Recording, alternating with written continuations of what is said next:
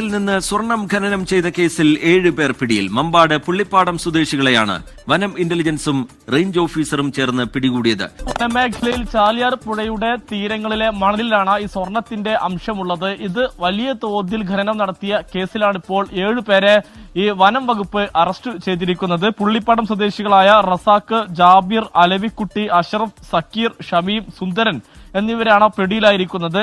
ഇവർ ഈ motor pump set ഉപയോഗിച്ച് മണൽ ഊറ്റിയാണ് വൻതോതിൽ സ്വർണം അരിച്ചെടുത്തത് എന്നുള്ളതാണ് ഈ വനംവകുപ്പിന്റെ കണ്ടെത്തൽ എന്നുള്ളതാണ്. ഈ ചാലിയാർ പുഴയുടെ മരുത ഭാഗം മുതൽ നിലമ്പൂർ മൊടവണ്ണക്കടവ് വരെയുള്ള ഭാഗങ്ങളിൽ ഈ മണലിലാണ് ഈ സ്വർണത്തിന്റെ അംശമുള്ളത്. ഇത് ഈ അരിച്ചുമൊക്കെ പ്രദേശവാസികൾ ഇങ്ങനെ എടുക്കാറുണ്ടെങ്കിൽ പോലും വലിയ തോതിൽ മോട്ടോർ പമ്പ് സെറ്റ് ഉപയോഗിച്ചുകൊണ്ട് ഈ മണലടക്കം ഈ വെള്ളത്തിലൂടെ അടിച്ചെടുത്ത് ഇത്തരത്തിൽ അരിച്ചുള്ള ഒരു പരിപാടി ഇതാദ്യമാണ് എന്നുള്ളതാണ് വനം വകുപ്പ് തന്നെ വ്യക്തമാക്കിയിട്ടുള്ളത്. വനം വിജിലൻസിനും ഒപ്പം തന്നെ മറ്റുള്ള